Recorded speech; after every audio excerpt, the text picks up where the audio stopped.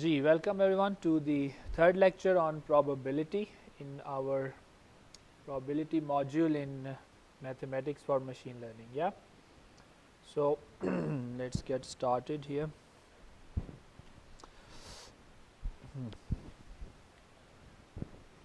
So we will continue our discussion. Previously, what we have done is define what is uncertainty, how to, let's say, mathematize it through axioms, right? How to define a probability space, the random variable, and then we said, okay, we'll collect the information about this random variable in probability, distribution, and density. From here on, we'll use both words. Usually हम distribution ही use करते हैं, density PDF के लिए रखते हैं, लेकिन we just say distributed as, ठीक है? So then we said we will extract some information from there. And what was the information we extracted from the density or distribution function? The moments, right? Mean, variance, covariance, yeah, and we saw those in details in the last lecture. So today we will continue from our discussion there, and we'll see how much of this we can cover, but the idea is to look at some common distributions, law of rare events and Poisson distribution, central limit theorem, generating more, law of large numbers. So three very important things coming up today, okay? The law of rare events, central limit theorem, and the law of large numbers, okay? Kind of a lot to do with what probability or estimation is about, okay? So, and statistical learning theory, this is the bridge between learning, machine learning and statistics, okay? Main जो bridge है उनके बीच में. So we will take a quick look at some of these things today. So let's get started. So far we have described, हमने describe की थी probability distribution function fx, right, or density function px or fx दोनों, right? Now we didn't say what form they should take, we only said what they mean. Like जो mass function था, that meant what is the probability that x takes the value small x, right? But we didn't say, okay, what form, mathematical form does this fx or px take? मतलब ये exponential form लेता है, cosine लेता है, क्या लेता है, right? So that is what we want to look at. What are some of the forms these functions often take? So what we are interested in is not just now this thing. अभी तक ये एक हमने as a theoretical concept बताया, yeah. Now we want to see, okay, what does it equal? इसकी क्या shape होती है? Is it E or X something or what, right? So we want to see, and what are the names for those forms, right? So those are the common distributions. The question will lead us to our next topic, which is here. So in discrete case, याद है discrete random variable or continuous random variable? The random variable that takes only discrete set of values, or a random variable that can take values over a continuum, right? So we had discussed that within discrete, these are some of the common. Actually, these are not the only ones, right? There are many more, but these are the most common. Undergrad में भी अक्सर ये cover करते हैं किसी हद तक. So I won't go into too much detail here because you know these, but it's good to have some idea because there are links between these guys. So I'll just mention them briefly. Three of these are based on Bernoulli trials, so we will also quickly review that, what it is. The simplest probably the discrete uniform distribution, you know it, right? X takes on a discrete set of values, and on each value it has the same probability. It means all the values have equal probability of occurring, right? This is the discrete. Like if you roll a die, then what happens? Each the number 1, 2, 3, 4, 5, 6 has probability 1 by 6, right? So that is your uniform distribution. Now there is an important word here in the definition of uniform distribution, that it has a finite set of outcomes. ठीक है? Possibilities finite होनी चाहिए. अब the thing is, in discrete case there is an infinite case, था ना? Countably infinite. था ऐसा 1 2 3 4 5 6 and so on, that is countable, that is not a continuous case. Why is that not allowed here? ठीक है, I will not answer this, but that question leads to an entirely different philosophical understanding of probability. Kolmogorov के जो axioms हैं इसके against एक और भी है idea, that is by Di-Finetti, okay, और that is called the Di-Finetti lottery. आप उसके बारे में पढ़ें, वैसे बड़ा इंटरेस्टिंग वो कॉन्सेप्ट है. अगर वो ठीक है तो then there is something wrong with Kolmogorov's axioms, okay, because Kolmogorov's axiom do not allow countably infinite random variable to have uniform distribution. वो उसको अलाउ नहीं करता. कैसे नहीं करता देखें. Let's say x is countably infinite valued, ठीक है, and it can take all these values. Now if you want to assign uniform distribution to it, so you will have to do what? Probability x equals k equals sum alpha. ये uniform distribution होगी. Now if this is countably infinite, that means it can take, let's say, countably infinite number of values, then the sum will either be 0 if you set alpha to 0, सबकी probability 0 है, या if you set the 0.1 रखें, 0.0, whatever you set it to, it will reach infinity. That violates Kolmogorov. क्या कहता है? Total probability क्या होनी चाहिए? सारी possible values पे 1 होनी चाहिए, right?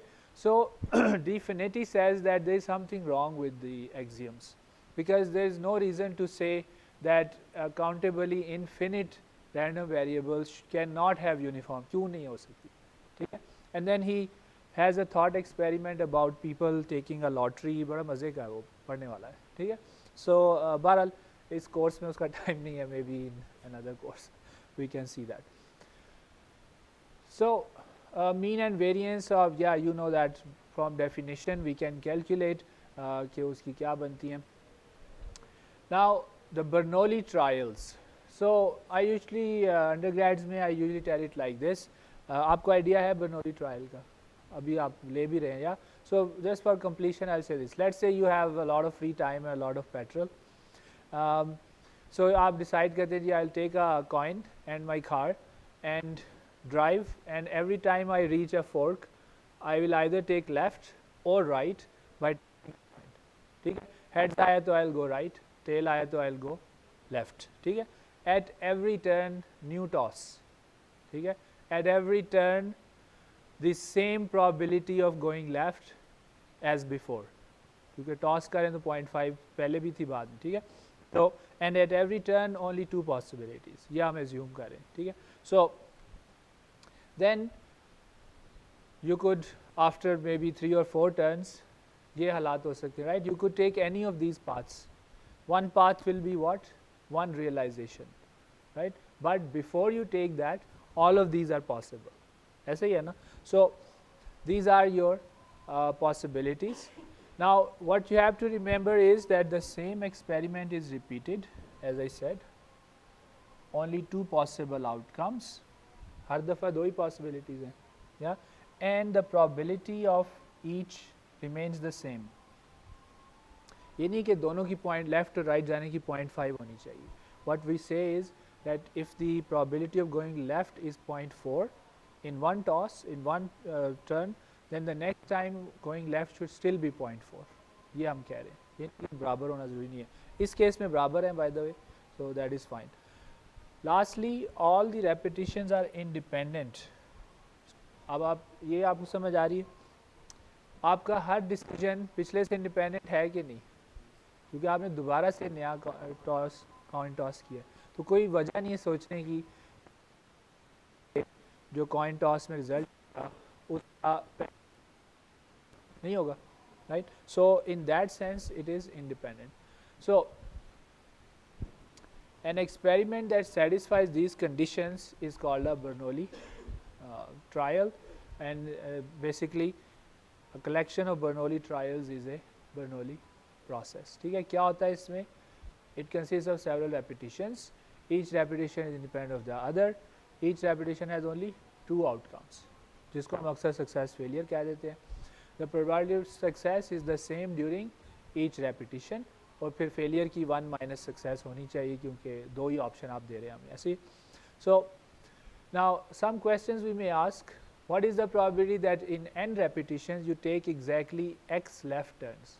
Okay, thus 10 repetitions, 10 turns आए आपके पास options आए, forks आए, and you took 3 turns, 3 left turns. What's the probability?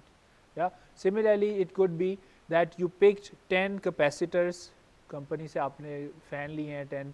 What's the probability that 4 of them are faulty? Right. So it's not just turns or success failure, it can apply to many situations. You could ask, okay, what is the probability that the first turn, left turn you take is at 6th fork?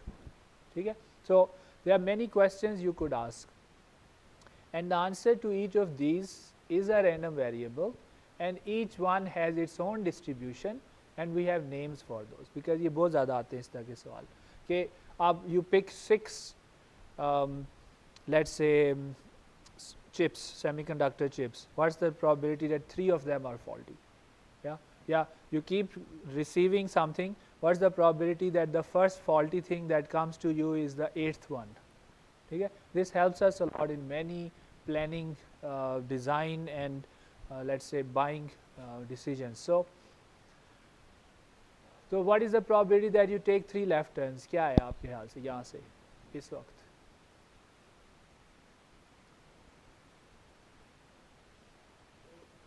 Probability, yeah.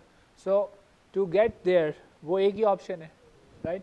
अच्छा, in this case you are saying it's 1 by, क्योंकि आप उसको count कर, right? But it will work in this case because in our case now p equals q, right? But p could not, it could be that p is not equal to q. ठीक है ना? तो उस case में क्या होगा फिर? Then you cannot just count them. Yeah? फिर क्या करेंगे? Well, you have to see that, okay, what is the probability that you take first left, then second is also left, and third is also left, right? अगर ये तीनों करेंगे तब आप you will be at left. So I can write that like this. Can I write it like this? First turn पे left, second turn पे left, third turn पे left. Yeah. Now can I solve this? These are independent. याद आया वो Bernoulli की requirements क्या है? They create this situation which helps us in reality and is also easy to solve basically. अब आप इनको split कर सकते हैं because the events are independent, the probabilities are separable. याद है joint और two separate. So I can separate them. It's p cube, right? अब वो जो आपने बताया ना 1 by 8, that would work if p equals q. लेकिन अगर वो नहीं होगा तो then it's actually p cube, whatever that is. Yeah.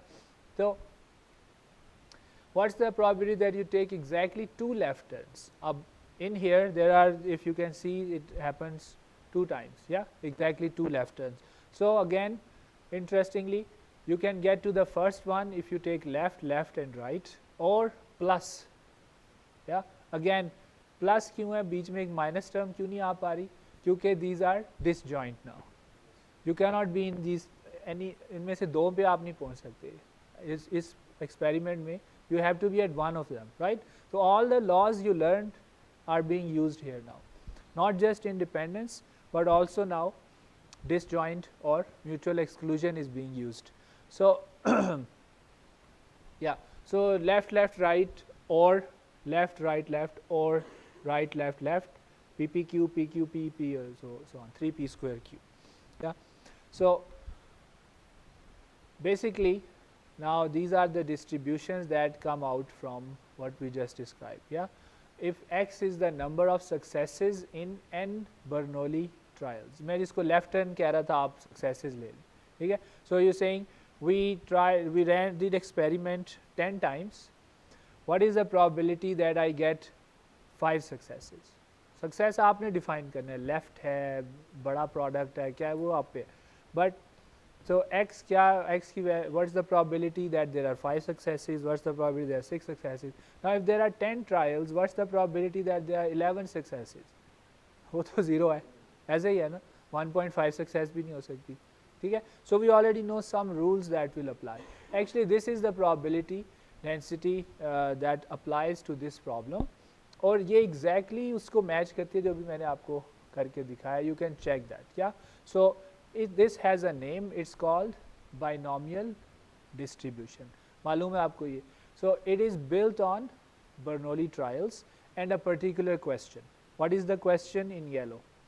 Yeah, number of successes in n Bernoulli trials. So n is here on the top. Yeah, x is here. I will explain this in a while. So we call it the binomial. Similarly, you could ask, okay, what is number of trials till first success?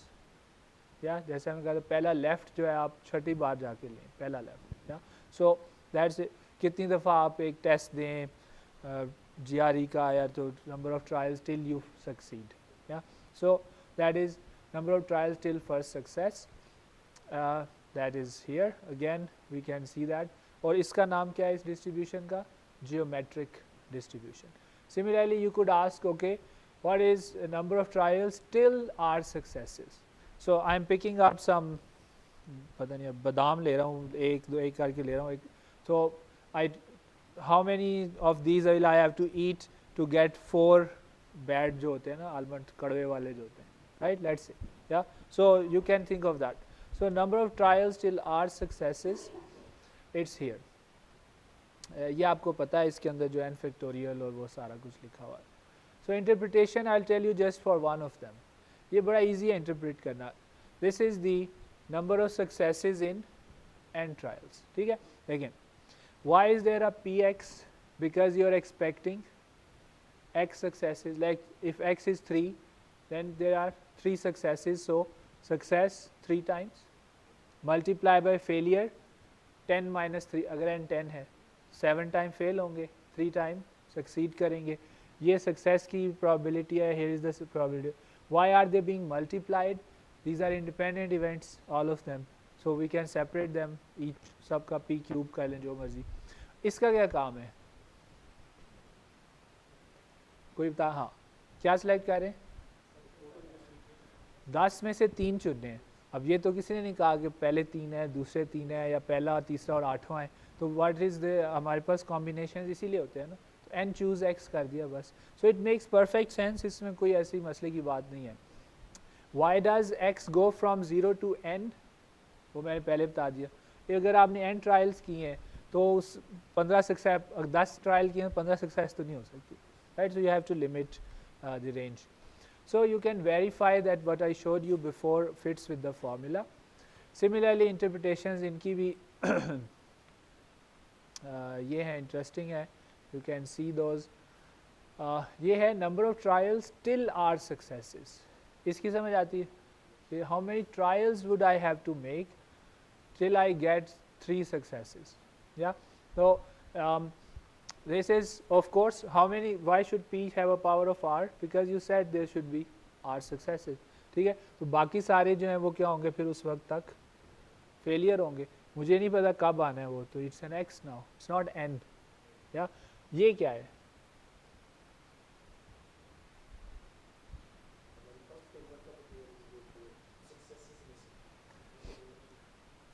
ये कह रहे हैं if x is, let's say if x is 10, is saying 9 choose, और r is 3, so it's saying 9 choose 2. ये क्यों एक एक कम क्यों कर दिया दोनों से?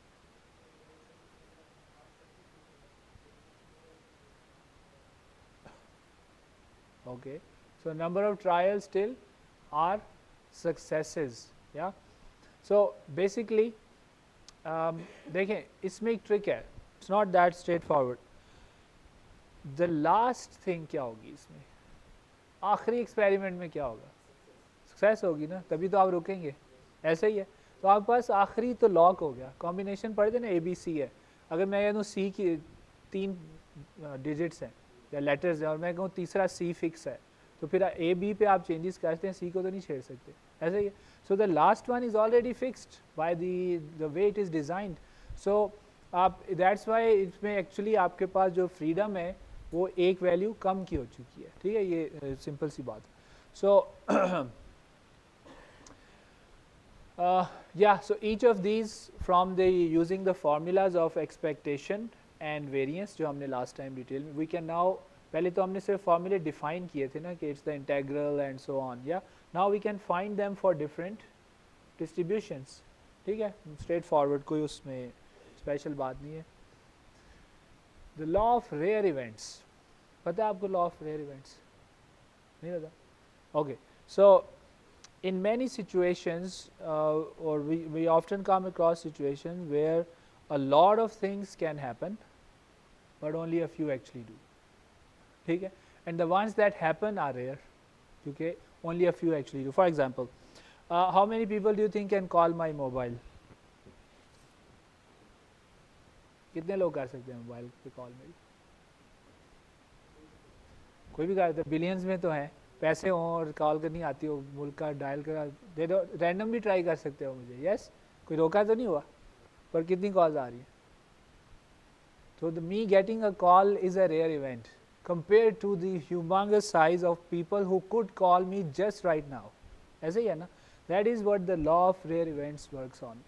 It says there are situations where a lot of things can happen at the same time, but only a few of them in a given time period happen. ठीक है? Those are rare events. And why are we interested in the law of rare events?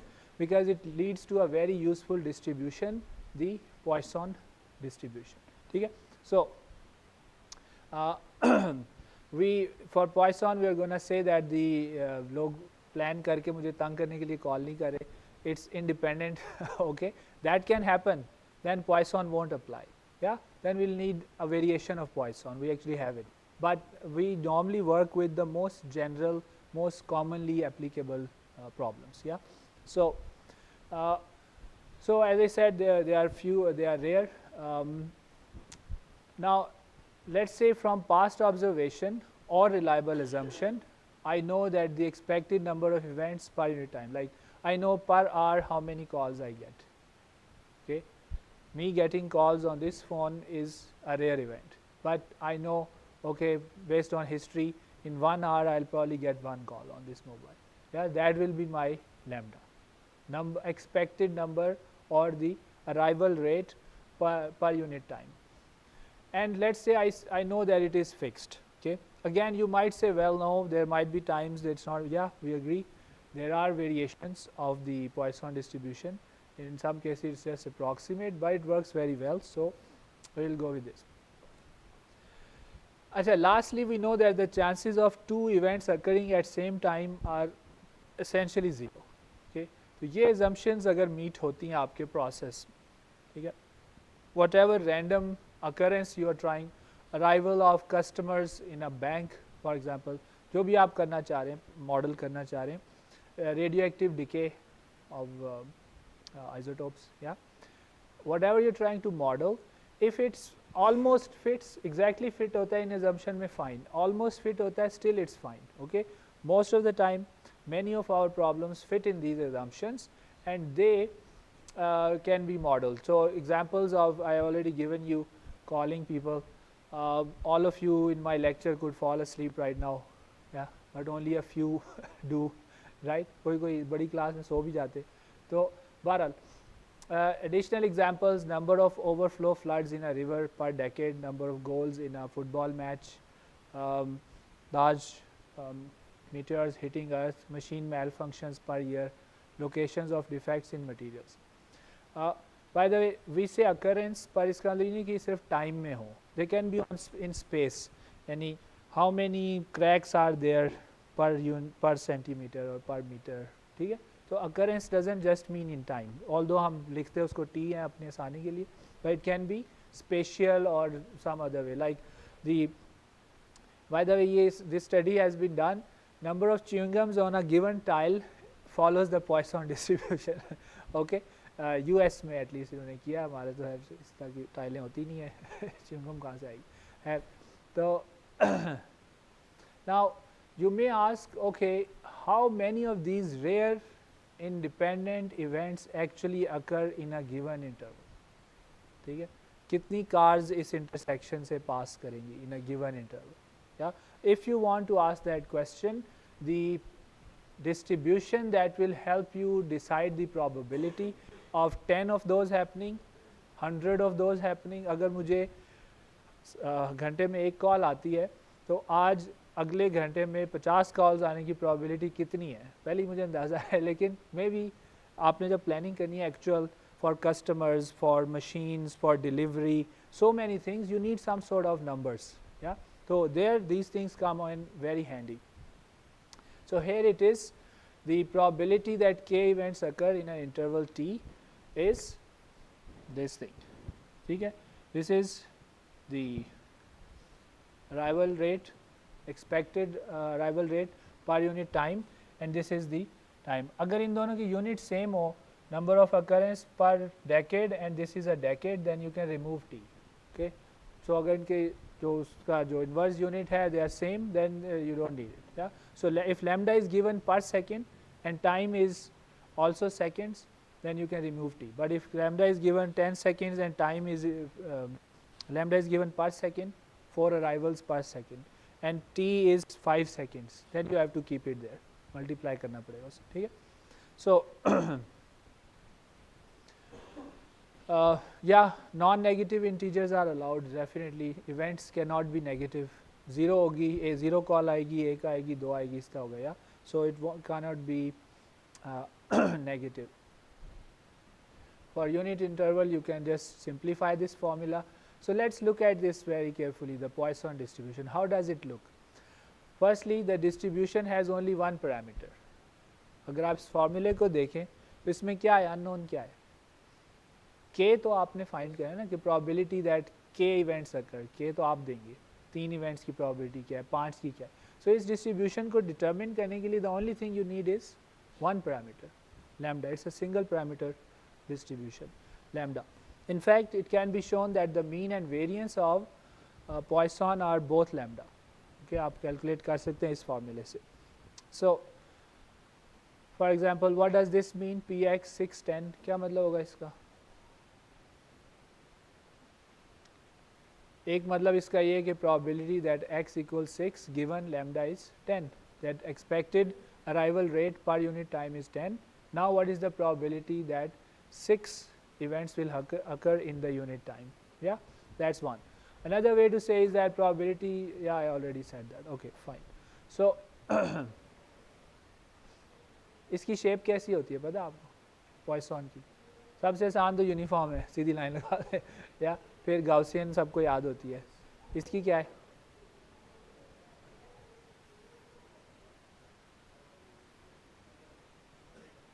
Factorial भी है, कुछ कुछ खिचड़ी पकी हुई है ना, मुश्किल है, इतना आसान नहीं है.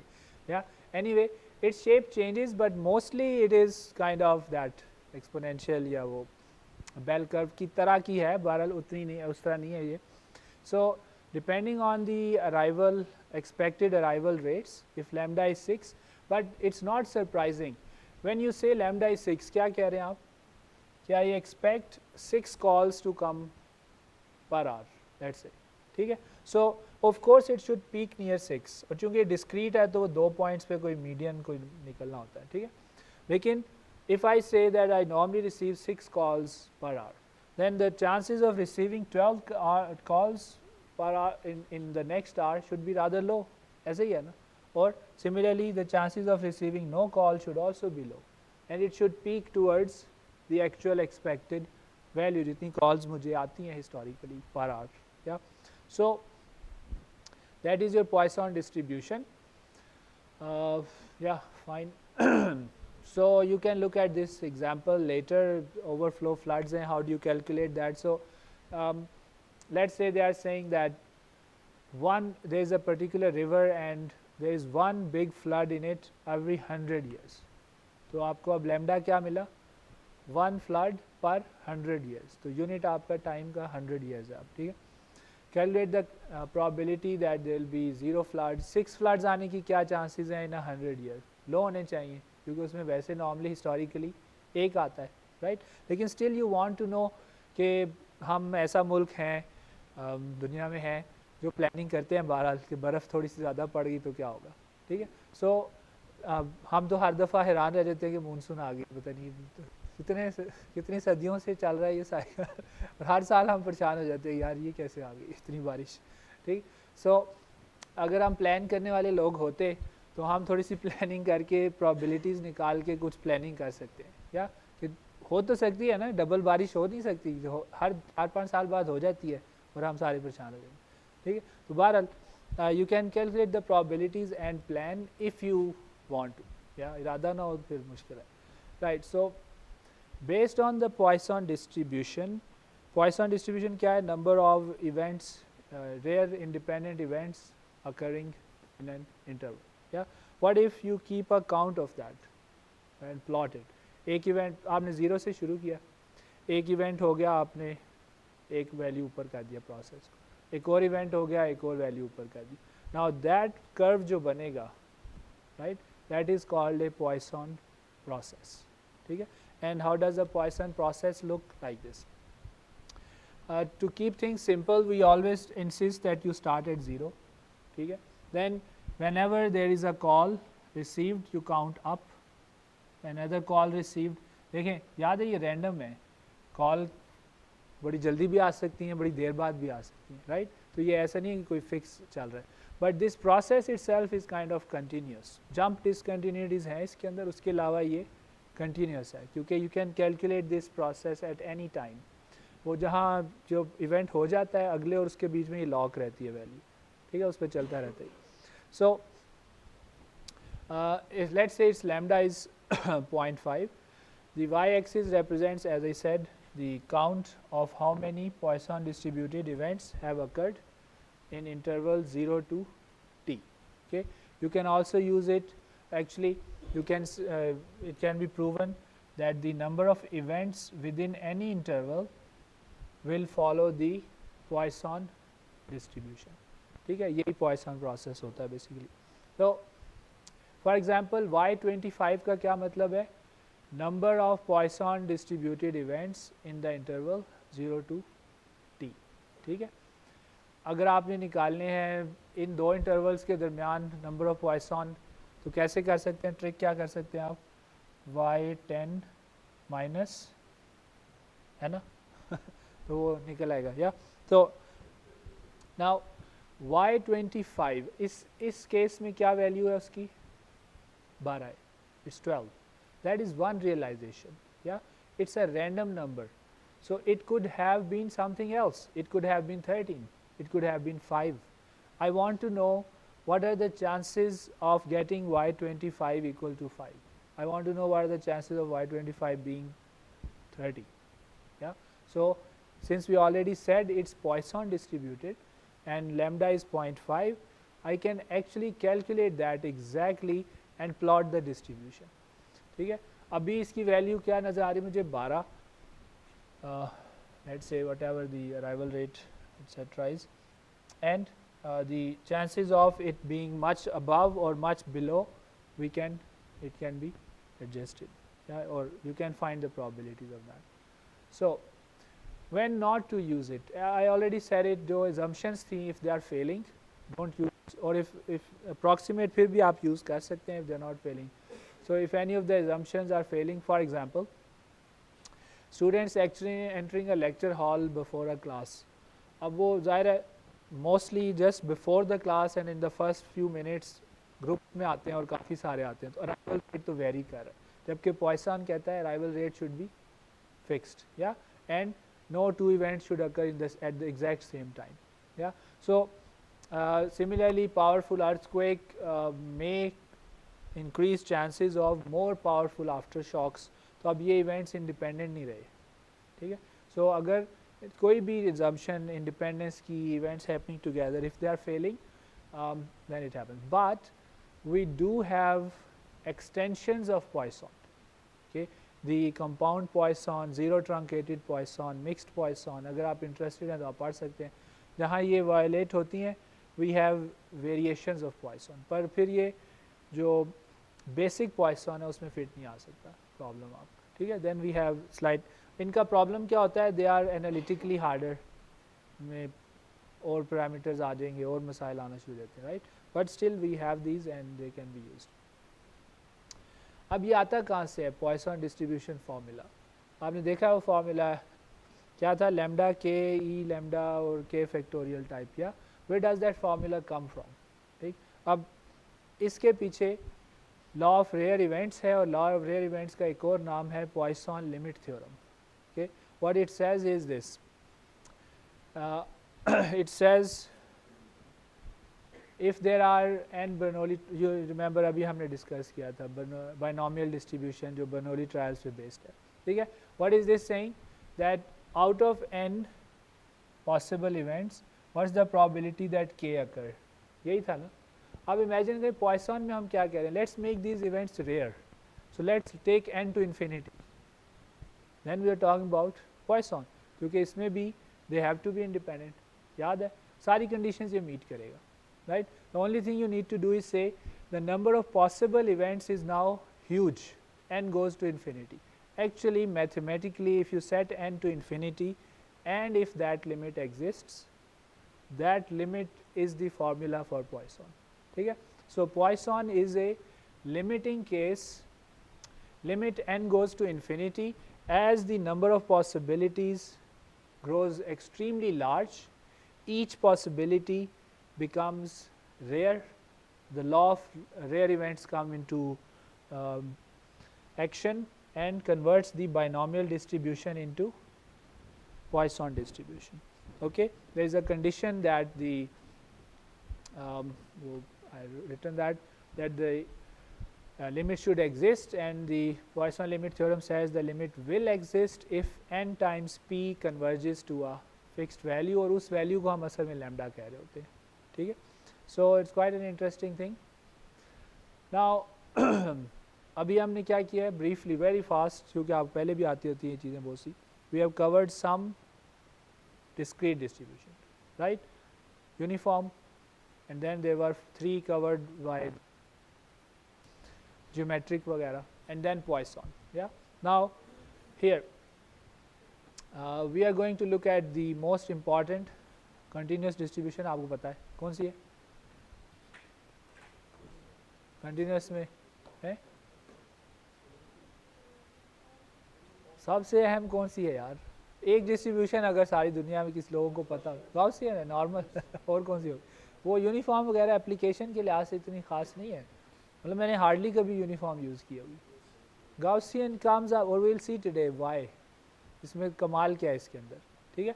And will see just like Poisson was a limiting case of something very common, actually Gaussian is also a limiting case of some very common thing, इसीलिए वो बार बार आती है, ठीक है. we'll see that. So that's like we saw Poisson limit theorem, we will see the central limit theorem which links to Gaussian. Yeah. So it's related central limit theorem. Now what is the Gaussian distribution? We are all familiar with the bell curve, right? Lectures के शुरू में probably I showed you this one, IQ levels of people. What happens is often natural phenomena are like that, that things tend to cluster towards the middle and then extremes are rare, ठीक है. बहुत से experiments या problem में ऐसा होता है. Of course if you toss or roll a dice once, उसमें ऐसा नहीं होगा, सारों की equal probability ऐसे ही. But there are a lot of situations where this happens. Secondly, a lot of random events that you see are basically macroscopic. Macroscopic समझते हैं बड़े scale पे आप देख रहे हो. Microscopically they are built on many other random events, ठीक है. ये जो आपको दुनिया नज़र आ रही है ये वो माइक्रोस्कोपिक बल्कि नैनोस्कोपिक जो इलेक्ट्रॉन्स वहाँ वो क्वांटम फिजिक्स फॉलो करते हैं, लेकिन मैक्रो पे जाके कौन सी फिजिक्स हो जाती है, न्यूटोनियन हो जाती है, right. So similarly here what happens is what we observe often is based on a lot of underlying random happenings. ये उनका एवरेज इफेक्ट हमें नज़र आ रहा होता है, ठीक है. And why is that important? The central limit theorem says that under very loose conditions, the combined effect of random variables coming from any distribution will look like the Gaussian. इतना powerful result है ये, ठीक है. That's why it shows up so often. इतनी ज़्यादा ही क्यों ये जो लोगों की heights में variation है, IQ में variation है, कोई एक बंदा बैठ के खुद तो नहीं अक्लमंद हो गया अचानक, पुराना DNA का family situation पता नहीं क्या क्या है. So many random underlying things coming together to create this IQ, right? तो वो सारों का मिल के जो बनता है ना, central limit theorem mathematically proves that that will follow the bell curve, yeah, which we call the Gaussian distribution. So let's see the central limit theorem in action. let's say I roll a die, yeah, xn is the, and roll करता हूँ, अगर 6 आता है you get 6 rupees, if it shows 5 you get 5 rupees, ठीक है. So xn is overall amount you win after n rolls. So if I have rolled 3 times, how much money do you expect to win by then, ठीक है, 3 rolls में.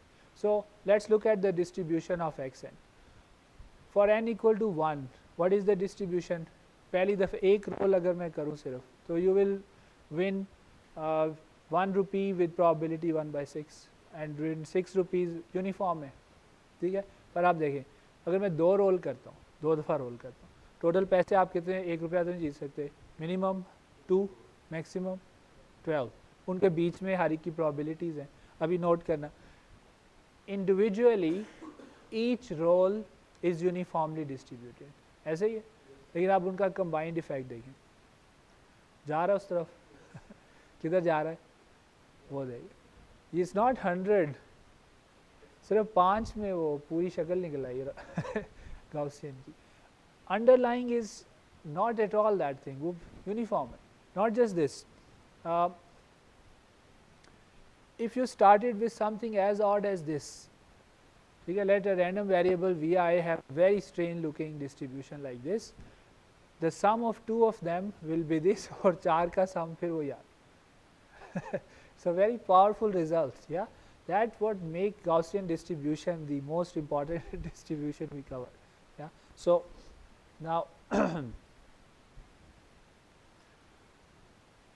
these are just some illustrations showing कि आप पता नहीं किसी जहाँ से भी शुरू करें ना, in general you get there, yeah. So there are exceptions of course, but generally it works fine.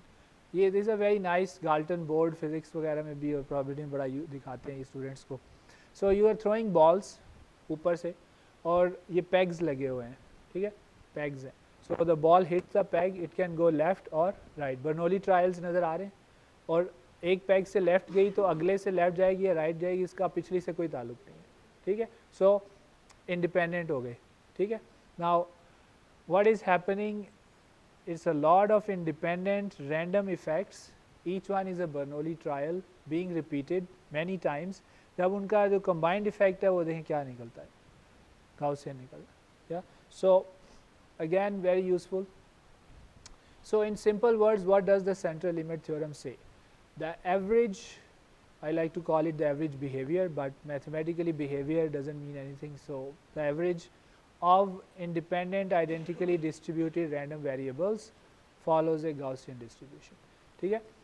IID में शायद आपको पहले बताया, if there are x1, x2, these are random variables, we say they are IID when they are independent and they all follow the exact same distribution, ठीक है. exact same से मतलब होती है कि फिर उनका parameters भी सारे same होने चाहिए. ये नहीं है कि दोनों Poisson है, that's not enough. They are both Poisson with the same lambda, okay, exact same होनी चाहिए. That is called identically distributed, yeah. So this is what the basic CLT says, and this is what the generalized says, that under some rather loose constraints, the average of random variables that are not IID will also follow eventually. वो loose conditions यही हैं कि data बड़ा होना चाहिए, उस तरह की चीज़ें, ठीक. So mathematically this is the basic CLT. It says that let Zn be kind of an average, आप इसको हटा सकते हैं, no problem, but kind of an average of IID random variables जिनकी कोई, या हमने ये नहीं कहा इनकी डिस्ट्रीब्यूशन यूनिफॉर्म हो, ट्रायंगुलर हो, कुछ भी हो सकती है, ठीक है. And as n goes to infinity, the distribution of Zn will approach Gaussian. आपने ऑलरेडी ये देख लिया. जनरलाइज CLTs में ये होता है कि we say okay they are not independent or they are not identical, and you can still prove that eventually they will approach Gaussian or almost Gaussian हो जाएंगी, ठीक है. So it's good enough for us. So ये है formula इसका. अभी तक हमने formula नहीं लिखा या. So you know the famous formula for the Gaussian distribution, exponential form है इसकी. So 1/2, you know this, yeah, both famous है, mu or sigma square. Yeah, it has, Poisson had one parameter, this guy has 2, yeah, mean and variance. But that is all you need to find probability of any number, yeah. Okay, x, for any x you just need mu and sigma square. So we know it decays exponentially. दो inflection point है इसके, दो दफ़ा इसका वो convexity change होती है इसकी, राइट, वेरी फेमस इसका सारा कुछ है, right. So this is how it is, this is how we denote the normal distribution. N लिख के साथ मीन और वेरिएंस लिख दे. सो ये जो ये टिल्डा है इसका मतलब है distributed as, X is distributed as normal. Normal is another name for Gaussian. Yeah. So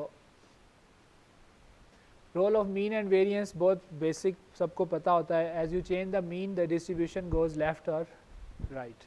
As you change the variance, the distribution spread increases or decreases. एक सवाल मैंने आपने इसके लिए लिखा हुआ आपके लिए, why does the peak go down as the variance increases? इसमें तीनों में देख रहे हैं, as the variance increases the peak goes down. क्यों?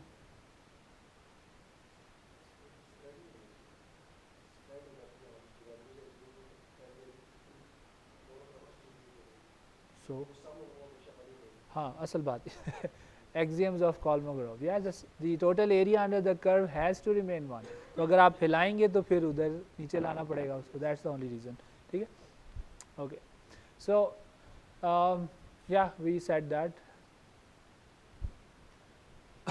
अच्छा, it's fully characterized by mean and variance. सिर्फ आपको ये दो चीज़ें चाहिए होती हैं. All of its higher moments can be written in terms of the mean and variance also. या तो ज़ीरो होती हैं ऑड मोमेंट्स, हायर जो है, याद है हायर मोमेंट्स जो हमने डिस्कस किया हुआ, ठीक है. और दे कैन बी रिटन, लेकिन to solve this for any P it will either be zero or you need mu and sigma, और तो कुछ नहीं चाहिए to solve this, right. So you can get any moment या of Gaussian. ये बड़ा powerful result है क्योंकि इससे बहुत से हमारे काम आसान हो जाते हैं. ये नीचे डबल फैक्टोरियल यूज़ हुआ है, वो आप पढ़ लेना क्या होता है. यूज़ किया कभी double factorial?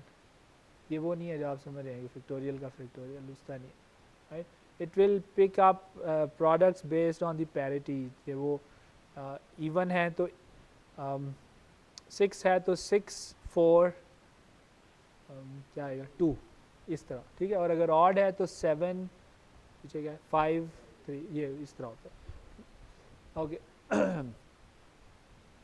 Standard normal distribution is what when its option helps us to standardize for comparison, जैसे हम correlation में करते हैं, percentage में करते हैं. So we like to standardize our distributions so that they have mean 0 and variance. 1 makes comparison easier, removes scaling issues.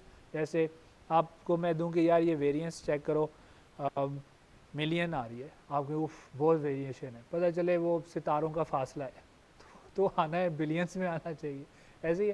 But I tell you the variance is just 0.00001 and you say या it's very little. No, if it's the distance between molecules it could still be very high. तो आप normalise कर लें दोनों को, 0 1 पे ले आए, आपको समझ आ जाएगी. या you could easily compare. So yeah so we say 0 चाहिए. I forgot to put n here. Okay. Z is distributed as. So we can always convert any normal distribution into standard normal by doing what? Subtract the mean, divide by the standard deviation, and you can prove that z will be standard normal. ठीक है, वो prove हो जाता है और वो easy हो जाता है कंपेयर करना. Multivariate Gaussian distribution. अभी तक जो हमने किया था single variable, single random variable. Now in machine learning we hardly ever deal with single random variable. We are dealing with random vectors. So for a random vector is said to be normally distributed if it follows this distribution. अभी क्या हुआ है? The mean has been replaced by mean vector. Firstly, the single random variable has been replaced by random vector. Mean has been replaced by the mean vector. Okay. And variance has been replaced by the covariance matrix. याद है last time हमने किया है covariance matrix. Okay. So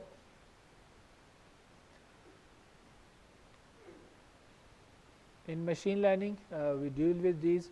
So here each row is one realization of a random vector, for example. ठीक है. So you could have that. Visualizing multivariate Gaussian distribution. So Bivariate case हम visualize कर रहे हैं. There are two random variables. They are jointly Gaussian distributed. Okay. So if they are, then अक्सर वो ये shape बन जाती है फिर 3D में. ठीक है. Usually we try to draw its contour plots. If it is like this, you can see what does changing the mean do. It shifts this circle different directions में move करेगा. If you change the mean now is 2 points, x1 x2, right? Space में plane में आ गया ना. So it can move up, left, down, जहाँ मर्जी. If you change the variance, it will change this कितना spread है इसका. ठीक है. If you change the covariance, तो वो shape change करेगा. Is it circular? Is it elliptical? Elliptic का axis क्या है? So it will change the shape like that.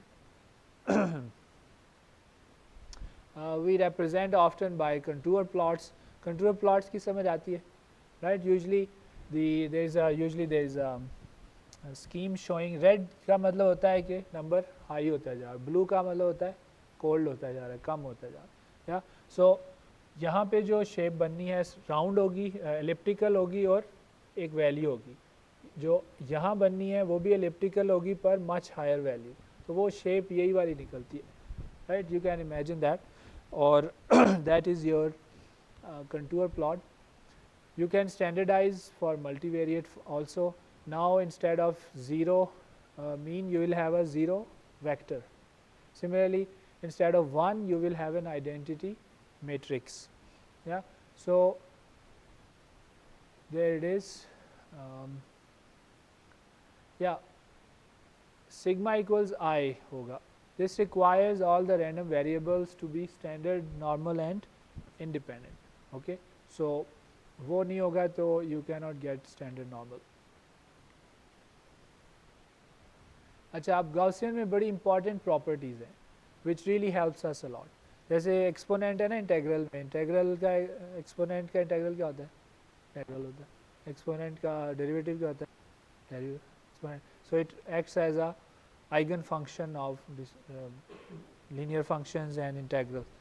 Similarly, Gaussian has very important properties. The conditionals of a Gaussian is also Gaussian. So let's say there are two jointly random vectors x, y. These are Gaussian distributed, normally distributed. Okay? If I take the conditional distribution, that is, if I take the distribution x given y, याद है conditional हमने की थी. So if I say x given y, then x given y is also Gaussian. Okay. So इधर अगर आप देखें, it's a two bivariate case में probability of x1 given x2 equals -1. So you are saying I will read the probability here along x2 equals, अब एक को मैंने log कर दिया, right? Before I knew that x2 was -1, x2 could be any of these. Against these I have to see all of x1. तो फिर ये पूरा बनता है. But now I just told you that x2 is -1. So you can just read on this line. जब आप इस line पे read करेंगे तो ये curve बनेगा, because ये color इनका change हो रहा है. So I know कि ये peak करेगा यहाँ पे और फिर ऐसे वो चीज़ आ जाएगी. ठीक है. But for us the more important part is the conditional of a Gaussian is also Gaussian. ठीक है.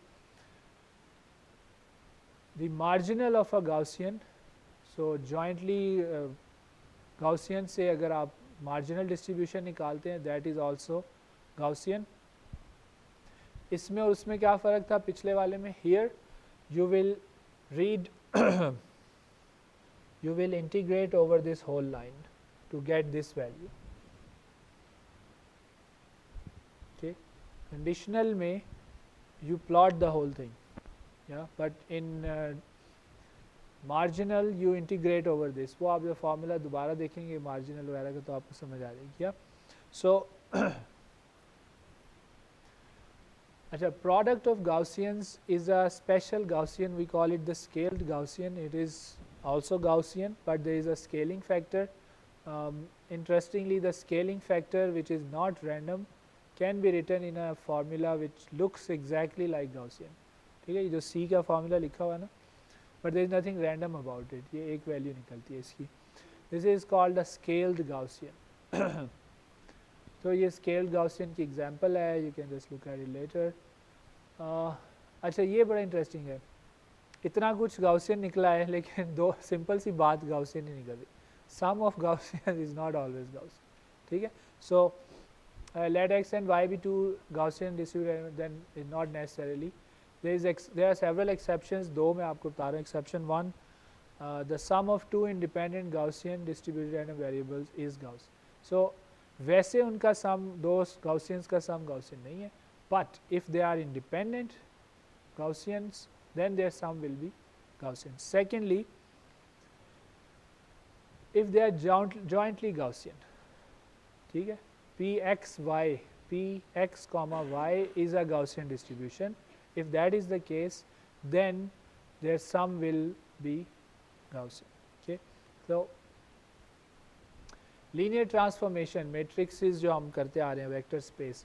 So let's say x is a random vector and I apply a linear transformation. भूल तो नहीं गए इसको ax याद है, इस पे काफ़ी लेक्चर लगे थे. vector space, yeah, this is a linear transformation of a random vector. We are assuming that the transformation itself is not random. वो भी हो सकता है, फिर सारा कुछ खराब हो जाए, बहुत मुश्किल है. A is not random, but then y is random because of x. Yeah, so what is the distribution of y now?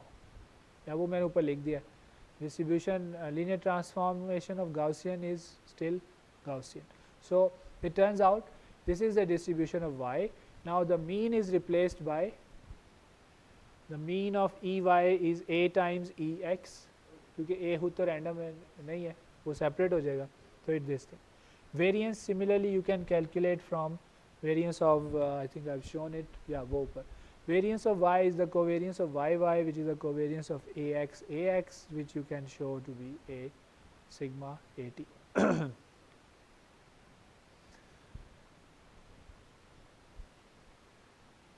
अच्छा, अब reverse भी sometimes we want to do. Suppose we know that y equals ax is Gaussian. So suppose we know the distribution of y, but we want to find the distribution of x. ठीक है, can we find it? Yes, even if a is non-invertible. ठीक है, why? The trick is to see that actually when y is ax, then this thing always holds. The other pseudo inverse doesn't care if a is invertible. If y is ax, then this always holds. ठीक है, if this always holds, together this is a matrix. Let's call that M. Then we are saying that x is a linear transformation of y.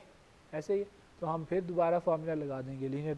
So we just trick the system, okay, and we get this distribution for x.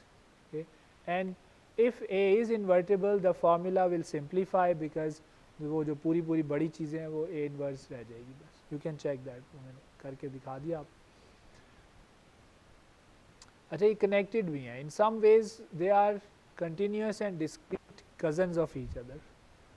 वो Poisson discrete पे काम करता है और Gaussian continuous state पे काम करती है, but they are kind of cousins of each other. In fact, for large expected arrival rates, अब arrival rate large होगा तो क्या होगा, जो Poisson distribution है वो बहुत ज़्यादा smooth होती जाती है. Here we are showing the Poisson distribution for different values of lambda. If the arrival rate is very high, then the Poisson becomes almost like Gaussian. ठीक है, वो उससे अच्छी उसकी approximation कर सकते. Gaussian can approximate Poisson very well, okay, for large lambda. अच्छा, exponential distribution का पता आपको, एक होती है, लेकिन there is an exponential family also, उसका पता है. That is a family of distribution, all of which follow a particular structure. उसके अंदर exponential एक आती है, उसका नाम ही वो है, but then there is a huge list. Yeah, what is the structure they follow? Any distribution that you can write in this form, ये canonical form है, तीनों equivalent है. ठीक है, bring your distribution in any of these forms and you can claim that this distribution belongs to the exponential family. It's a very useful family. There are some statistical properties that are useful for us in estimation. You can show that Gaussian is actually a member of this family. नज़र भी आ रहा है वो. Usually ये family जो हैं they are proportional to exponent. ठीक है, तो वो तो Gaussian में होता ही है. But you might be surprised to see कि ये सारी की सारी Poisson family है ये. Exponential family. कौन कौन है इसमें? chi-squared, Bernoulli, Wishart, geometric, Poisson, gamma. All of them belong to the exponential family. Okay. Now, some of the distributions belong to exponential family only under certain conditions. ठीक है, you can see that. And some distribution do not belong to the exponential family at all, like uniform. You can never write it. You can never write uniform distribution in any of these equivalent forms. ठीक है, so this is the last thing in distributions. What is that? It's saying अभी जो हमने distributions discuss की हैं, काफ़ी सारी देखी हमने. Let's say these a lot of them here. इनमें से कई हमने अभी discuss की हैं, कई नहीं की. But even if you look at all the named distribution जिनके नाम हैं, इसका मतलब common है तभी नाम है उनके, या they are not enough. बहुत थोड़ी हैं वो. ठीक है. Occasionally we come across a problem where we don't know the distribution of. Let's say x follows Gaussian distribution. What does x square follow? होता है chi square हो. Okay, I'll say okay, what does x square cos x follow? परेशान हो गए अब हम सारे. So there are so many situations where we have functions of random variables whose distributions are either not common or nobody has come across them, so they don't, but you may come across them and you may need them. So you need a recipe for generating more distributions. So what I'm saying is, let's say you know that there is a random variable x and it has a distribution fxx, and I want you to find the distribution of y as y is a function of x. Okay. So interestingly, there is a very powerful theorem that tells us, ये बस इसका पूरा मैं नहीं जाऊँगा, सिर्फ आपको idea दिया मैंने इसमें, क्योंकि इनमें अलग कोर्सेज चाहिए. Right, what I am telling you is you are not limited to the named distribution. ठीक है. If you know the distribution of a random variable, you know the function being applied to it, then this formula in most cases will help you find the distribution of the transformed variable. ठीक है. So इसका जो single variate case है थोड़ा सा easier है देखना, but anyway. Right, so let's take a quick check here.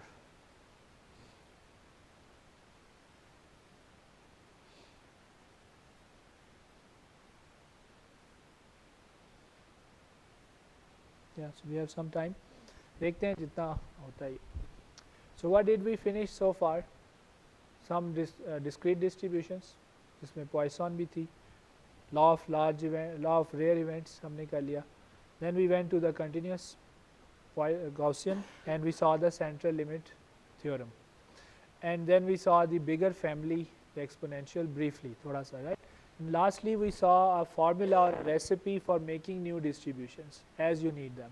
फिर आपको अपने बहुत अच्छी निकल आए तो अपने नाम पर डाल दें. ठीक है. So of course मशहूर तभी होगी जब वो यूज़ होना शुरू हो जाएगी. ठीक. So anyway, now the next thing is estimation, which is related to. The story so far is this: we started with something random. We said there is a random occurrence. Let's give it a numeric value. We call it the random variable. Yeah, this guy's value is answered. Then we said, okay, we will assign probabilities to this guy and collect those probabilities in some function. Here they are. Then we extracted moments from there. Mean variance वगैरह निकाल लिया हमने. We may want to make decisions based on that. But there is a problem with this approach. ठीक है. Problem ये है कि ये इतनी प्यारी सी अच्छी सी approach जो है ना, real problem situation में काम नहीं करती. Why is that? See,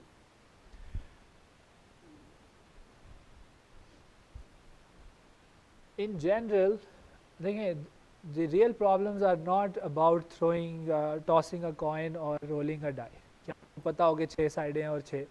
बहुत सी रियल प्रॉब्लम्स में the only thing you have access to is the realisations of the random variable. आपको ये भी नहीं पता है कि उसका ओमेगा क्या है, ठीक है. You are just looking at many of its realizations, observations होती हैं आपके पास. Most of machine learning, actually all of it works with data. Data is just observations of random events and random variables. आपके पास actual नहीं होते. If you don't have the actual ones, you cannot apply the formulas. सारे fail हो जाएंगे, ठीक है. So what do we have to do?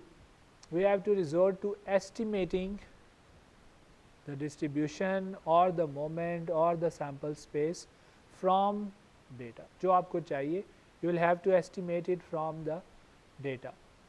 So what is this thing saying? This approach, you have, if you have these, calculate the moments using the formulas integral x fx, yes you can do that, but we don't have it. It's nice, theoretically it doesn't work. Reality is like this. You never get to see this guy, पूरा आपको नहीं पता होता ये. You get to see glimpses of this guy, realizations of this guy, different observations of this guy. Using the observation, you will try to estimate either these or the moments. Usually we don't go for this, we directly go for the moments, ठीक है, क्योंकि इनसे भी तो हमने अक्सर moment ही निकालनी होती है, ठीक. Once you have found, estimated those, you are going to make decisions based on those estimates, okay. So the theoretical foundation is not entirely useless here also. It will help us in deciding what is a good estimator or how to get to that estimator, but eventually it is right. Now there is an interesting point that I will talk to you about, this one paradoxically.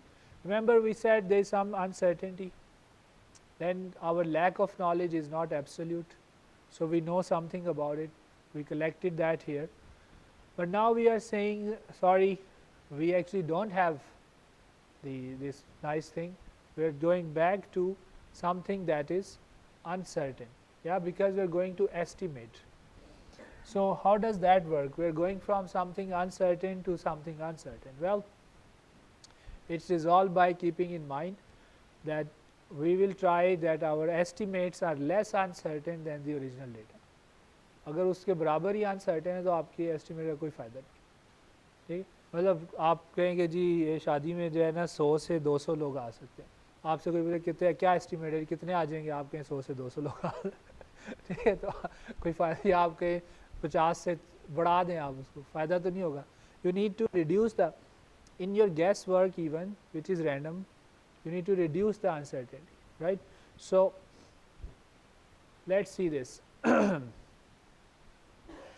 We will have to work with observations, and for that we will define something called statistic.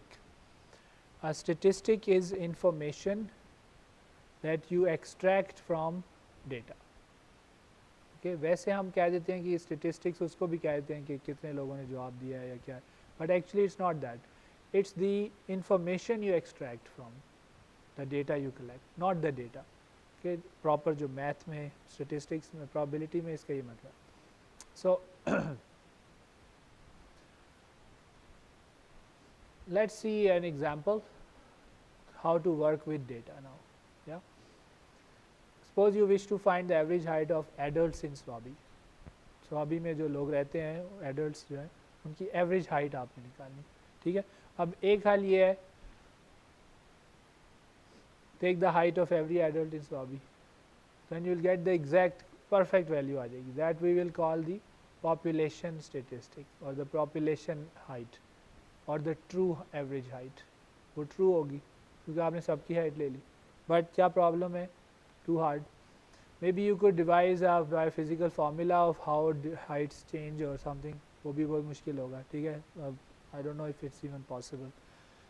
आखिरी यही रह जाता है, take a sample, उनकी average height निकाल लें और कहेंगे तकरीबन पूरी स्वाबी के एडल्ट कितनी है. Yeah, that is what we normally do. So some terms involved here. These are the adults in Swabi. So if there are 1.5 million adults, we will call this the population and the population size. What is that? 1.5 million. Now we said we are not gonna measure the height of the whole population. If we did, we will get that हमने सबकी height measure कर ली और उसका average निकाल लिया, तो that average will be the true average. We also call it population average. It's fixed. ठीक है? But reality is you cannot do that. What you will do is pick a sample. आप हो सकता है ये sample pick करें, आपका कोई और colleague हो सकता है कोई और sample pick करें. So and the sample sizes might be different. कुछ overlap भी हो सकते हैं उसके अंदर लोग, पर कोई requirement नहीं है. So these we will call the samples, possible samples. These are not the only possible samples, right? जितने हो सकते हैं. N1, N2 की values भी आप change कर सकते हैं. So we know sample versus population, sample statistic versus अब let's say you calculate the average height based on a sample. We will call that the sample mean, yeah, or in general sample statistic, whatever mean है, variance है, covariance है, max min जो भी है, right? So interesting note is while the true statistic is fixed, non-random, the sample statistic is random. क्यों random है? क्योंकि होता है आपने जो sample लिया और जो आपने sample लिया दोनों के sample में थोड़ा सा variation तो है ना, तो फिर दोनों के sample size में variation, even same sample size लें आप लेकिन you measure different people, you may end up with different estimates. So there is randomness in the statistic. Several questions, would this work? Is it fine to use it? Well, there the third guy comes in. आज हमने law of rare events देखा है, central limit theorem, and this is the third guy, law of large numbers. ठीक है? What does this say? So now इसका अच्छा पहले ये कि large से यहाँ मुराद, it doesn't mean number is large like million, billion. It doesn't. Large means a lot of. Law of large numbers, a lot of numbers. जब साथ आएंगे तो क्या होगा? So it gives us hope because it says given a sample of independent and identically distributed random variable, the sample mean converges to the true mean. वो आगे लिखा होना चाहिए as the sample size increases, लेकिन it eventually approaches the true mean. So this is the law of large numbers, and it kind of helps us understand एक second Poisson distribution की count लगा दें एक हम.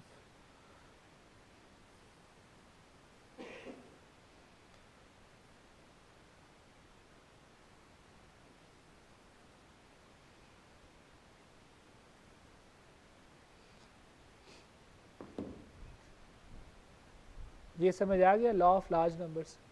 अच्छा पॉइसन डिस्ट्रीब्यूशन गॉसियन का जो सेंट्रल लिमिट थ्योरम है उससे बाज़ का कंफ्यूज करते हैं. Central limit theorem says the combined effect of random variables, उसकी distribution becomes Gaussian. This law is not about distribution, it's about the statistic mean, इस तरह की चीज़ें. So like here you can see rolling a dice, the average will approach the true average as you 1000 दफ़ा die roll करें और उसका average लें.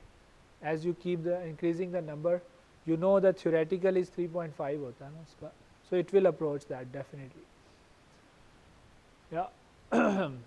So it's not just law of large number that helps us answer this, would the sample mean work, would it be a good idea. There are other things, there are godicity, stationarity, sufficient statistic. उसके लिए आपको मेरा अगला course लेना ठीक है क्योंकि time नहीं. But you can read up on that. हो सकता है already in the course you're taking it might be covered a little. They also help us answer this question. असल में इसलिए हम पढ़ते हैं उनको, ये नहीं कि हमें कोई शौक है ergodicity निकालने का, stationarity निकालने का. Yeah. So second question, should the sample be random? आपने heights लेनी है, sample लिया आपने, एक ही ख़ानदान के 100 लोगों की ले ली heights वापस से, तो वो अच्छा आइडिया होता, वो पर्टिकुलरली टॉल ख़ानदान हो तो फ़ायदा तो नहीं हुआ. तो basic it make sense to have it random. Your sample should be as random as possible. Actually the law of large number already says that they should be independent. So the more random आप लेंगे उतना chance बढ़ जाता है कि ये independent है. ये नहीं कि आप उससे इंश्योर कर रहे हैं कि ये ख़ानदान के ना हो, but make it so random कि बड़ा कम चांस रह जाए कि वो एक ख़ानदान के हो. ठीक, तो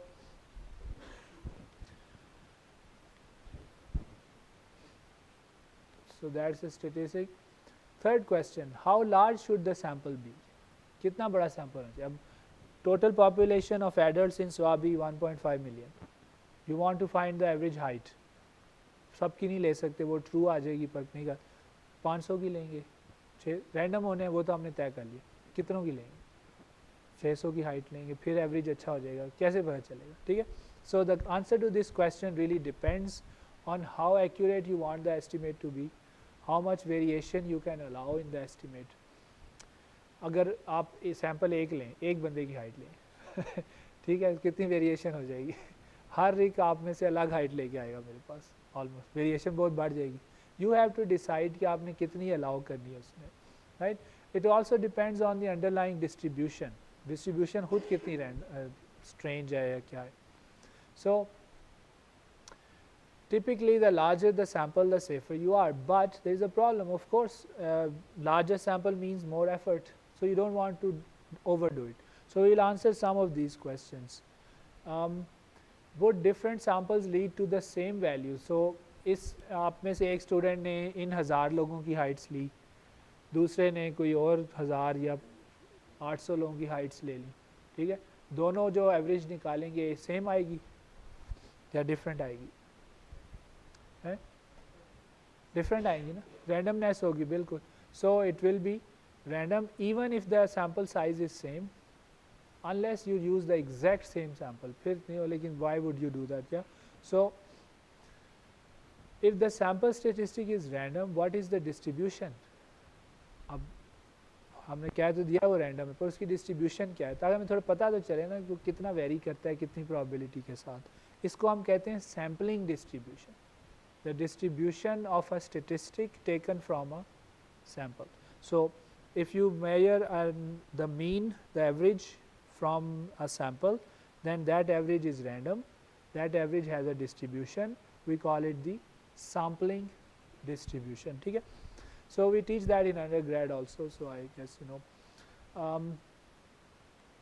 Yeah. So let's look at two estimators. X bar is the most common sample mean जो हम use करते हैं. अब this is not the true, right? क्या थी actual, क्या थी definition mean की? ये तो नहीं थी. It was, अगर discrete है तो x px x ऐसे ही है ना, but we said ये तो होता ही नहीं हमारे पास, right, in general. So we need to go to some statistic based method, sample based. So this is the sample mean and sample variance. So we might ask, okay, how is x bar distributed? That is, what is the distribution fx bar? Yeah. So let's see. I won't go into details here, but whenever xi are normally distributed and iid, then x bar is also normally distributed. ठीक है. And look at its variance. Mean इसका वही है जो true mean है, and variance is sigma square by n. What does that tell you? The variance decreases as you increase the sample size, meaning the estimate gets better. ठीक है, उसका spread कम हो जाता है, उसके अंदर randomness कम होती जाती है. तो as the size sample size increases, the variance goes down, you become more precise, right? यही आप चाहते हैं ना कि ठीक है random है, लेकिन इतना random ना हो ना कि all over the place.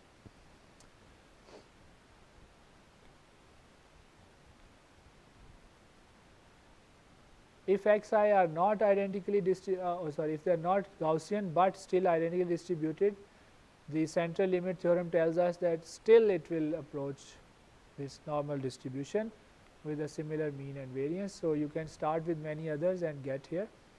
कितने चाहिए होती हैं values? वो जो हमने पीछे एक सवाल पूछा था.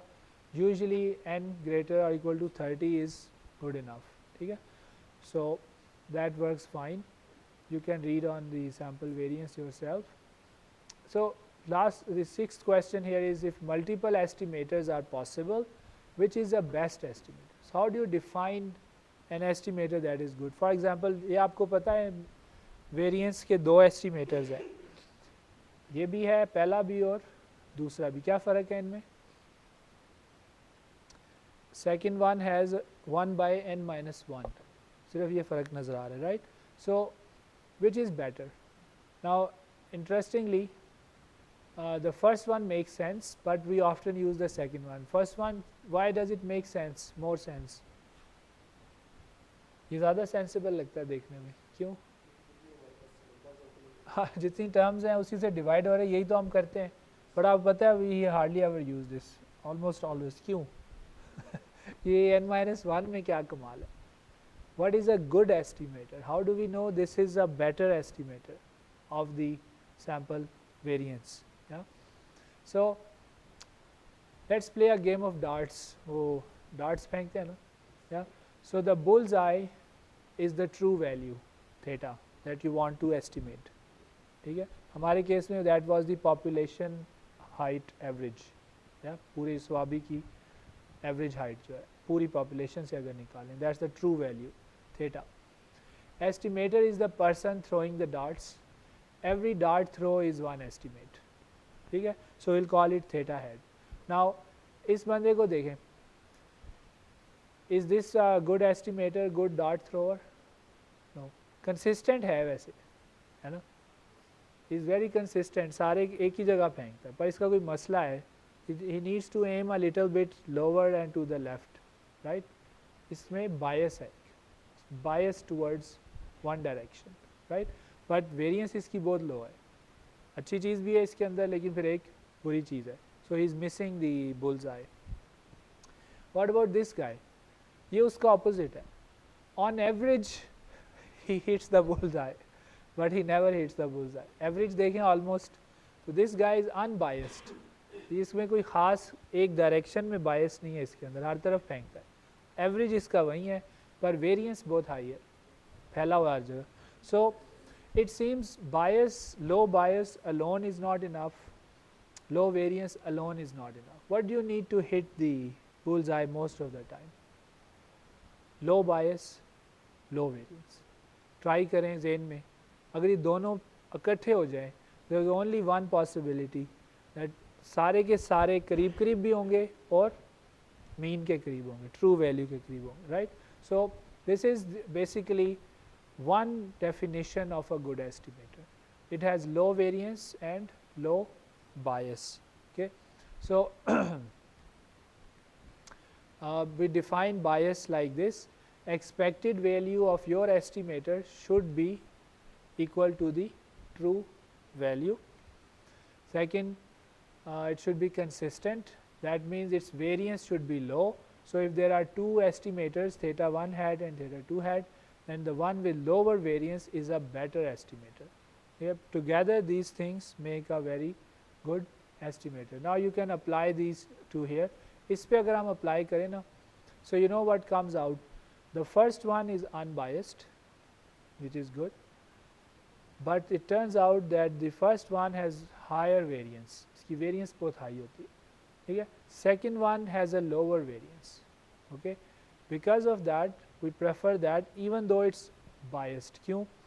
Actually it can be shown that for slightly large enough n it also becomes unbiased. इसको हम कहते हैं asymptotically unbiased. Eventually ये unbiased हो जाता है. Low variance ये वैसे ही है, ठीक है? थोड़ा सा भी साइज बड़ा करेंगे डेटा का तो ये अनबायस्ड भी हो जाएगा. तो दिस गाय इज़ बेटर. अब वो जो n-1 के पीछे जो डिग्री ऑफ फ्रीडम वाला कॉन्सेप्ट है वो थोड़ा एक्सप्लेन करना मुश्किल है. आई जस्ट हियर बायस, और उसकी बेस पे भी आप प्रूव कर सकते हैं कि सेकंड वाला बेटर है, ठीक है?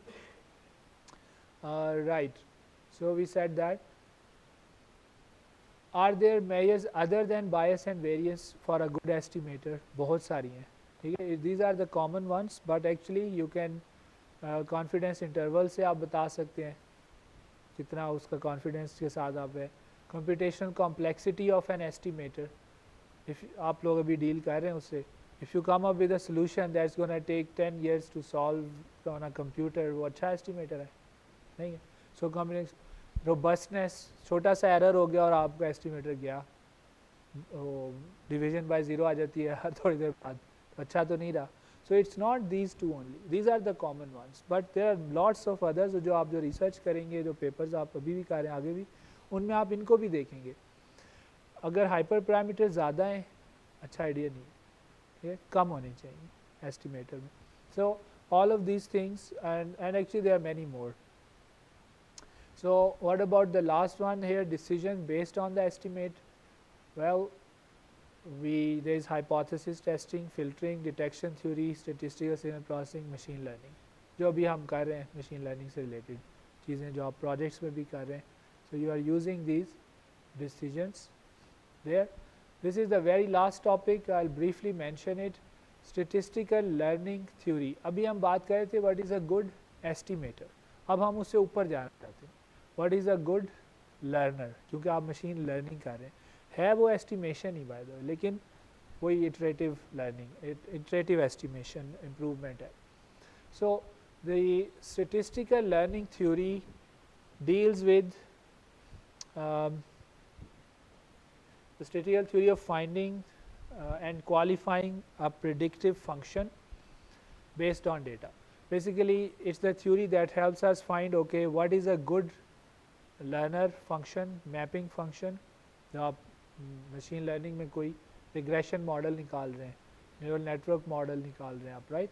Those we will call either model or function. Yeah, it helps you qualify them. Qualify means good, bad, worse, इस तरह का. Yeah, so इसके अंदर बहुत सारी और भी चीज़ें हैं. ये अगर आपको याद हो, बिल्कुल शुरू में हमने जब लर्निंग की बात की थी तो we described what is learning before we came into math exactly. Now you can actually understand this better. ये बिल्कुल शुरू में मैंने दिखाई थी आपको, ठीक है. There is a space of inputs, there is a space of all possible outputs. We hope that there is a mapping between them, ठीक है. वी बिलीव, वी होप, जो भी है, and we want to find an edge that will represent this mapping.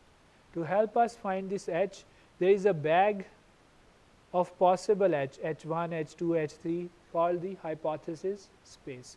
इनमें से हमने चुनना है. So we will कौन सा पिक करेंगे? Best learner जो होगा. अब if we want to pick the best learner, we have to define what is a best learner. जैसे best estimator था, तो ये brief सा एक setup किया है the problem of learning mathematically. There is a vector space of all possible inputs, vector space of all possible outputs, a joint but unknown, पता नहीं होती हमें, अगर पता हो फिर तो हम निकालना शुरू कर दें काफ़ी सारी values. Their joint distribution, there is a hope that there is a link between them, ठीक है.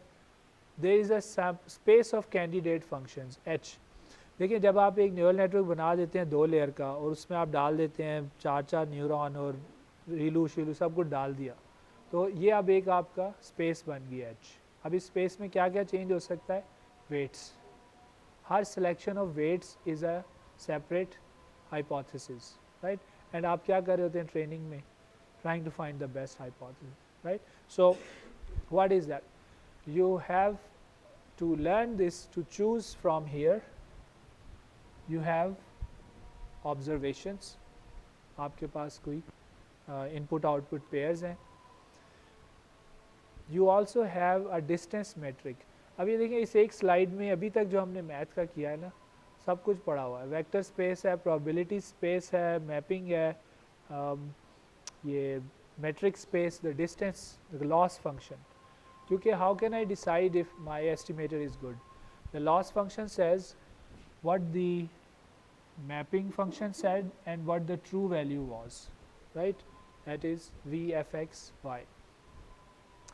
The goal of learning: from among candidate functions, find the one that best represents the true mapping. ठीक है. फिर सवाल वही आ जाता है, how shall we define best? So इसके लिए we have this thing called risk, also called generalization error or expected loss. ये क्या कहता है? The risk of a candidate function f is the theoretical expected value of the loss. It's saying if you use this function f, then what is the average value of the loss? ठीक है. But it's saying that theoretically because it requires the exact distribution. Problem क्या है, ये तो हमारे पास होती नहीं है, ठीक है. सो although risk is a good theoretical idea, we when we call it the true risk because it's theoretical, we cannot work with it. Ideally the best learner will be the one who minimizes this risk, जिसका average loss सबसे कम होगा, that will be the best learner, ठीक है. Problem is we can not calculate that, तो the ideal best learner is not possible, ठीक है. We don't have P X Y, problem यहाँ आता है, we don't have the true distribution, okay, all we have is data, so that yeah, best minimizer. So instead we work with empirical risk. What is empirical risk? It says okay, the sample average, okay. We say okay, I don't know the exact formula for the distribution, so I cannot use the formula, but I can use the average formula, वो जो होता है सबको sum करें और divide by n कर दें. Where can you do that? On what is available, right? इसको हम कहते हैं empirical. Empirical क्या होता है? एक्चुअल. थ्योरेटिकल का जो ऑपोजिट होता है ना, एक्सपेरिमेंटल या रियल लाइफ का. so this is what we can work with. So in this case the best learner is the one that minimizes the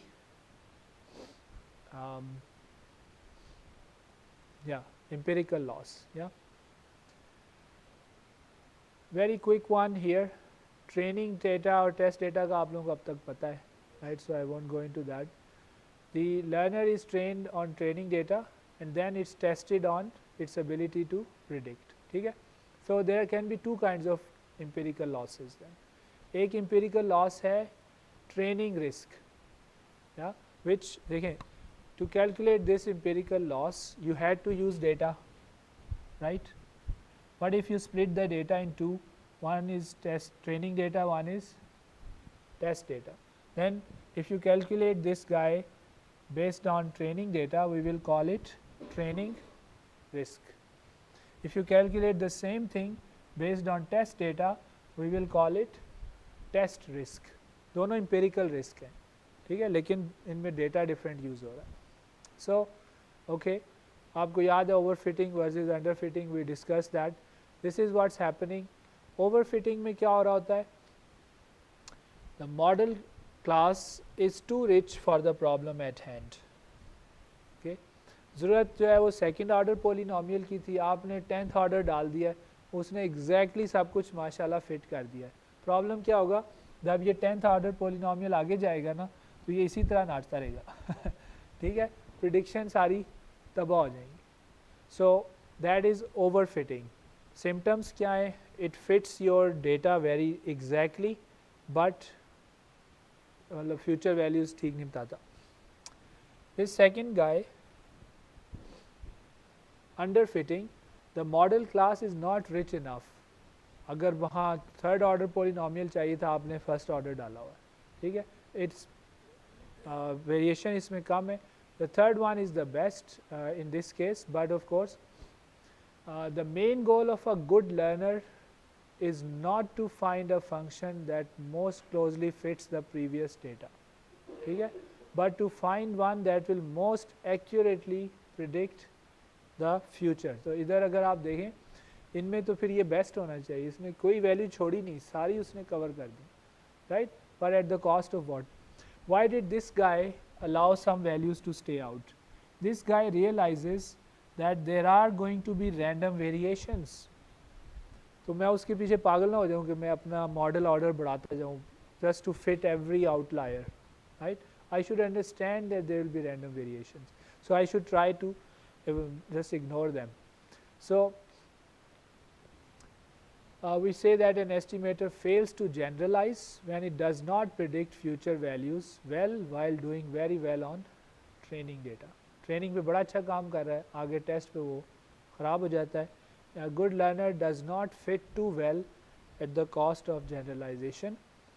So ये you can look at this diagram later. It gives you an idea or helps you decide if you are in underfitting or overfitting.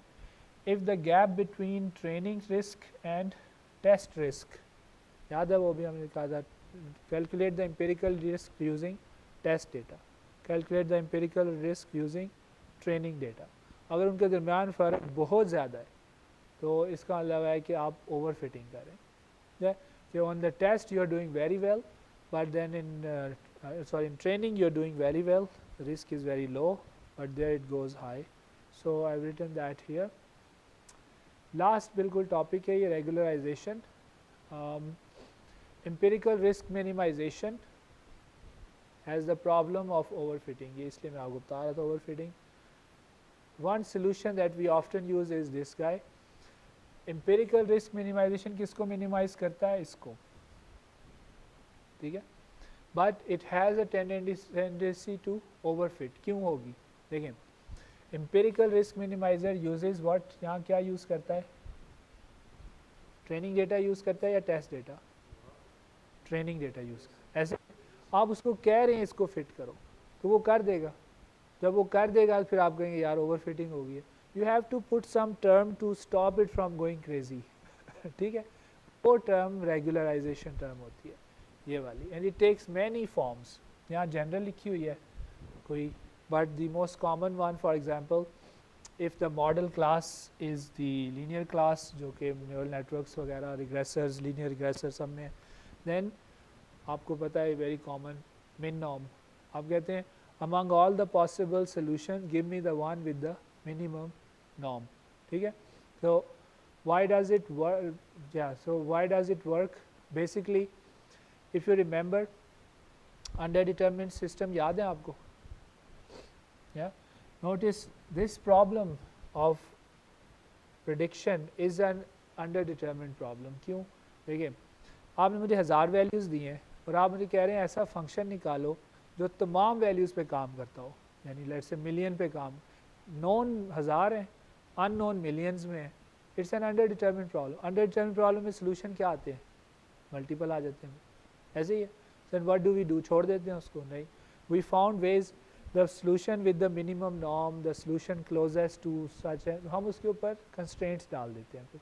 Those constraints are the regularizers. So Bayesian perspective says that it's actually the prior, but that's it. Next time, this is the end of probability.